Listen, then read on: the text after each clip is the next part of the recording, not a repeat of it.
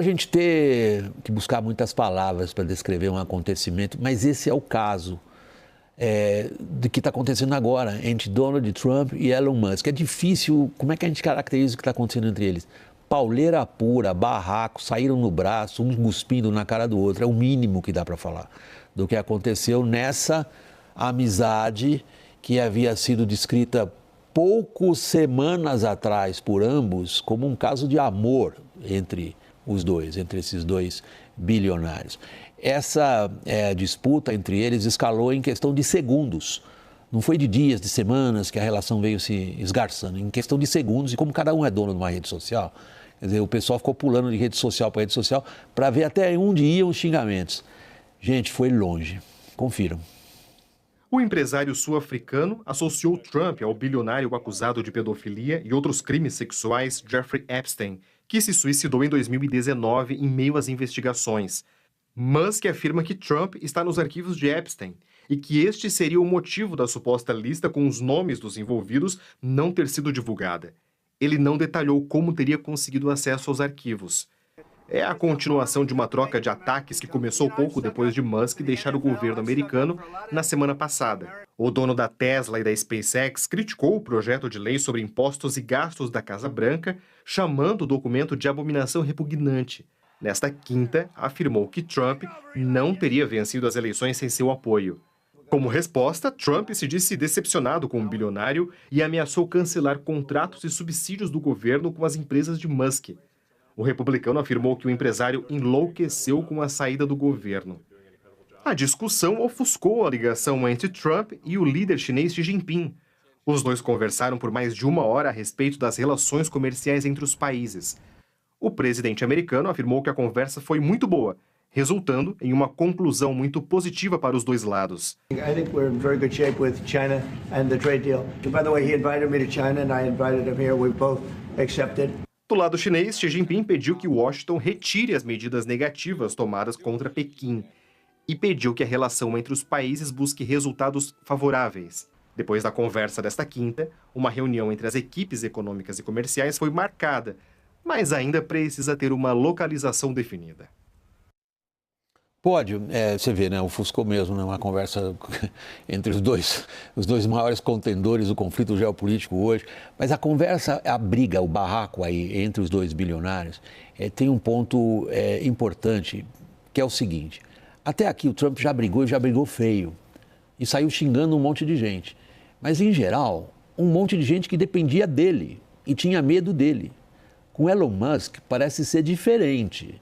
A briga agora é entre um bilionário, Donald Trump, que está ficando mais bilionário ainda quanto presidente dos Estados Unidos, com um outro bilionário que está dizendo o seguinte: espera aí, eu vou arrumar um partido para chamar de meu. E aí, Pódio, o que vai acontecer?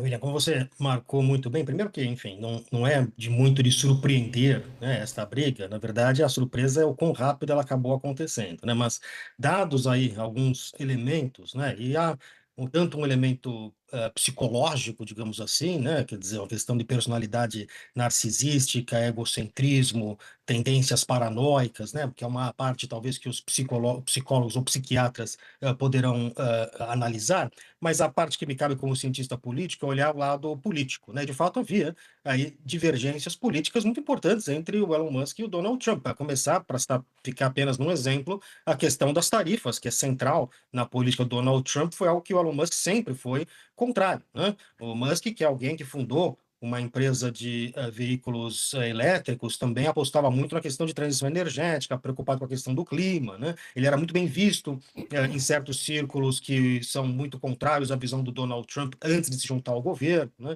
Então havia aí um embate aí de diferentes ideologias que era só uma questão de tempo para isso vir à tona. Veio à tona com a questão do orçamento do Donald Trump, né? E o Trump tem, como vimos também, um histórico, você menciona isso, um histórico no primeiro mandato, se você olhar praticamente 80% das pessoas que trabalharam com o Donald Trump no primeiro mandato saíram brigado com ele e foram escrever um livro denunciando todos os problemas que viram na administração do Trump e problemas que vinham com o Donald Trump, né? Grande questão agora que você destaca com essa briga do Elon Musk de ser um bilionário é qual vai ser, portanto, e que tipo de ação política o Elon Musk vai tomar. Se de fato ele vai se envolver cada vez mais na política, né? Isso trouxe problemas para ele na vida de negócios dele, se ele vai financiar candidatos, se vai tentar financiar partido, etc., né? Ou se ele vai ficar apenas simplesmente reclamando em redes sociais, e tentando um embate com o Donald Trump. O que a gente sabe é que o que a gente pôde observar do Elon Musk nos últimos 6 meses é que ele, apesar de ser alguém muito perspicaz para negócios, né, alguns diriam um gênio dos negócios, fundou uma empresa importante, relevante, enfim, na parte administrativa muito bem, mas que é profundamente ignorante no que concerne a política e a lógica política e como a política funciona, né? Então, nesse sentido, ainda que o Elon Musk se lance à questão política, essa ignorância que ele tem sobre o mundo político pode ser um problema para ele. Então, nessa disputa, se você me pergunta o que vai acontecer entre Elon Musk e Donald Trump, eu acho que quem sai ganhando vai ser o Donald Trump. O Trump sempre diz, até num tom irônico, né? Ele sempre consegue dar às pessoas good television. Esse espetáculo de reality TV extraordinário. Inacreditável que a gente esteja vendo isso. Aquilo que ele fez com o Zelensky, depois fez com o presidente da África do Sul. O tom dessa briga, isso aí é reality TV pura, da melhor. Ninguém consegue fazer nada parecido a isso. Agora, se a gente sair um pouquinho dessas personalidades, o próprio Poli estava dizendo, isso aí é assunto para psicólogo, psiquiatra. Eu sou cientista político, eu vou olhar para outro lado. Agora, no campo da política, já havia um racha importante dentro dos movimentos de direita americanos em relação a essa amizade, ou não sei como que nome que se dá agora, entre Musk e Trump.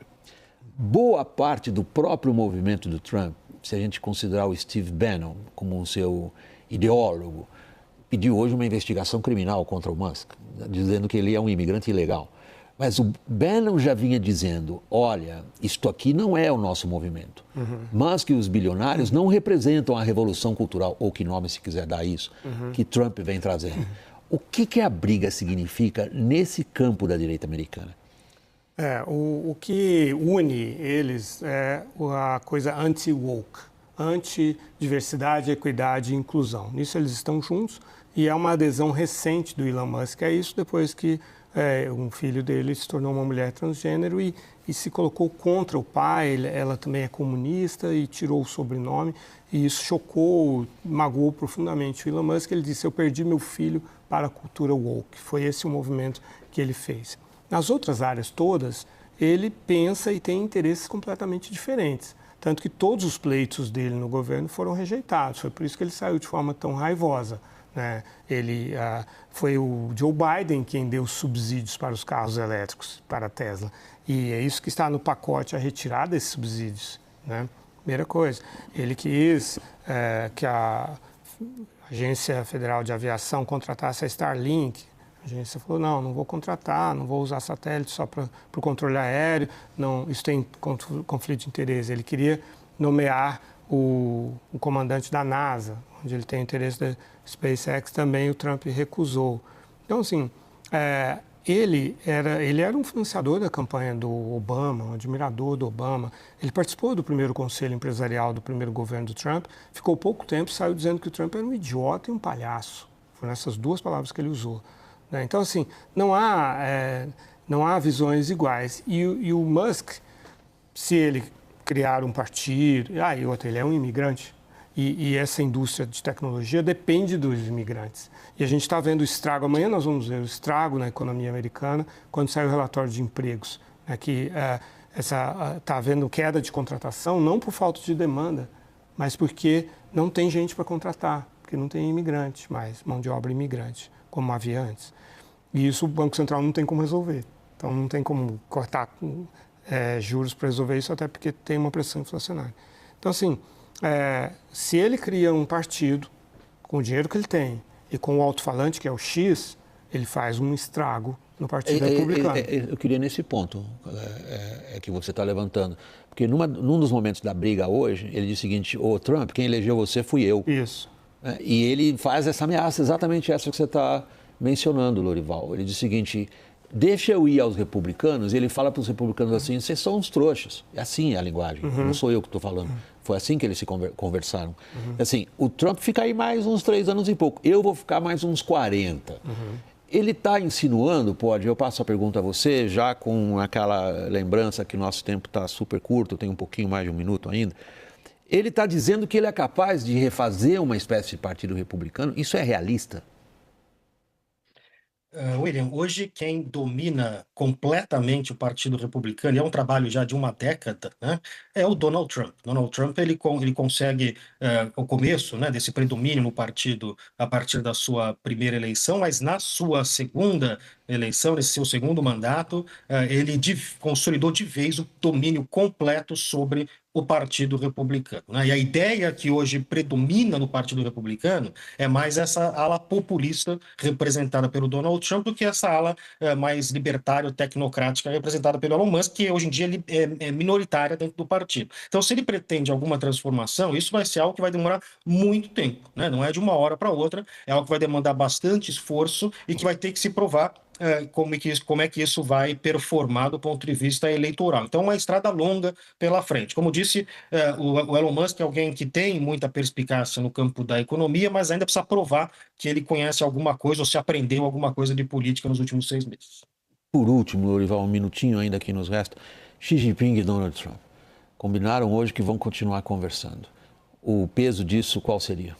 Bem, ainda existem obstáculos grandes para serem superados, né? Então, a questão dos minerais raros, por exemplo, está dependendo de o Trump liberar o acesso da China aos chips altamente sofisticados, né? As próprias questões de tarifas também, de maneira geral, a China está com 30% dos produtos chineses, os produtos americanos com 10%, a China não quer que isso continue assim. Então, o Trump vai ter que ceder. E aí o Trump, ideologicamente, ele é muito mais alinhado com a China do que com a União Europeia, por exemplo. Mas na questão do déficit comercial, o da China pesa muito. Da reindustrialização dos Estados Unidos, a questão com a China pesa muito. Então, esse é o início só de uma negociação bastante complexa e está longe de estar garantido o resultado que o Trump espera, que é um resultado muito ambicioso, e a China está numa posição politicamente muito mais forte no seu entorno do que o Trump no entorno dele.